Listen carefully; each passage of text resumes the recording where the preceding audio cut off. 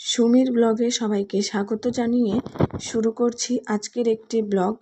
তো কেমন আছেন সবাই? আশা করি সবাই ভালো আছেন। ভাবছেন আমি কোথায় এলাম? এবার বলছি, এসেছি পার্লারে, মানে কাঁচাকালিতে। আমি আইব্রো করেছি, আর আইব্রো করার পর আমাকে কেমন লাগছে অবশ্যই কমেন্টে জানাবেন। এই যে সামনে দেখছেন একটা পার্লার, আর আমি যেখানে দাঁড়িয়ে আছি এটাও একটা পার্লার। তো আমার না, আমি এই পার্লারে বেশি আসি। সামনেরটাতে এখনও যাইনি, আর মনে হয় না ভবিষ্যতে কোনো দিন যাব, কারণ আমার এখানকার সার্ভিসটাই বেশি ভালো লাগে।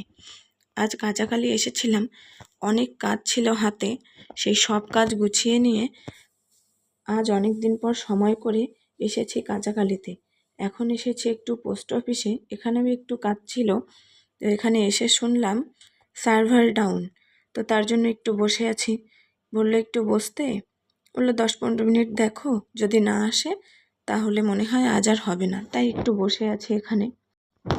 না হলে চলে যাব কাকি শাশুড়ির বাড়িতে, কারণ পোস্ট অফিসের থেকে বেশি দূরে না, কাছেই আমার কাকা শ্বশুরের বাড়ি। তো ওটাই চিন্তা ভাবনা করে একটু বসলাম। তারপরে দেখি পোস্ট অফিসের ভেতরে যে অফিসার থাকে তিনি বললেন যে সার্ভার এসেছে। তো তারপরে কাজ টাজ করে এখন আমি চলে যাচ্ছি বাড়ির দিকে, রওনা দিলাম। চলুন এবার বাড়িতে যাই। আজও মেয়েকে নিয়ে আসিনি, আমি একাই এসেছি। অনেক কাজ ছিল, সব কাজ সেরে এখন যাচ্ছি বাড়ির দিকে।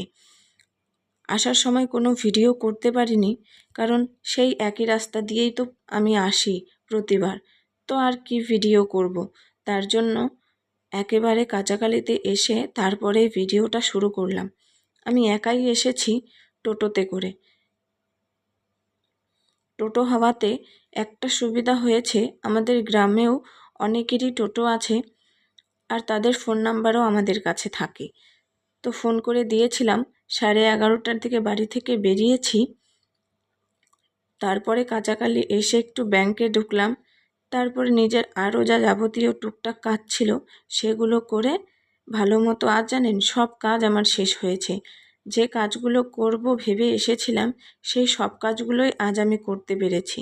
নিজেকে খুব আনন্দিত মনে হচ্ছে জানেন, কারণ আপনি যখন কিছু ভেবে বাড়ি থেকে বেরোবেন আর সেই মতো যদি আপনার সব কাজগুলো করতে পারেন, তাহলে অবশ্যই মনটা ফুরফুরে হয়ে যায়। হয়তো আজ আমার দিনটা অনেক ভালো ছিল, তার জন্যই এরকম হলো। আমার মাঝে মাঝে এরকম হয় যে বাড়ি থেকে একটা ভেবে বের হই, কিন্তু কাঁচাকালিতে আস্তে আস্তে রাস্তাতেই সব কিছু ভুলে যাই।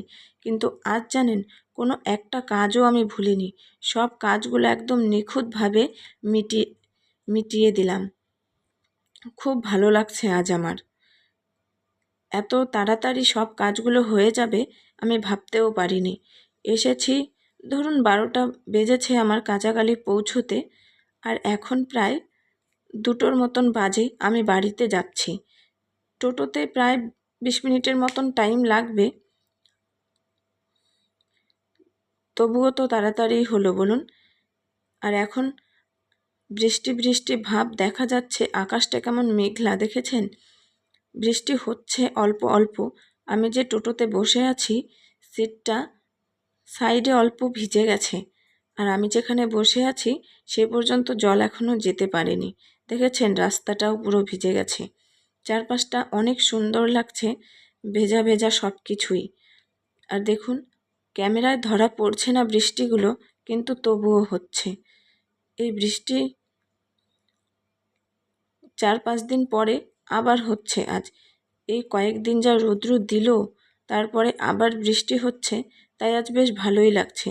মন থেকে বৃষ্টির প্রতি আর কোনো আক্ষেপ নেই যে এখন বৃষ্টিটা এলো কেন। মনে হচ্ছে ভালোই হচ্ছে বৃষ্টিটা হয়ে। যে গরম গেল, আজ অন্তত একটু শান্তিতে ঘুমোতে পারবো রাতে।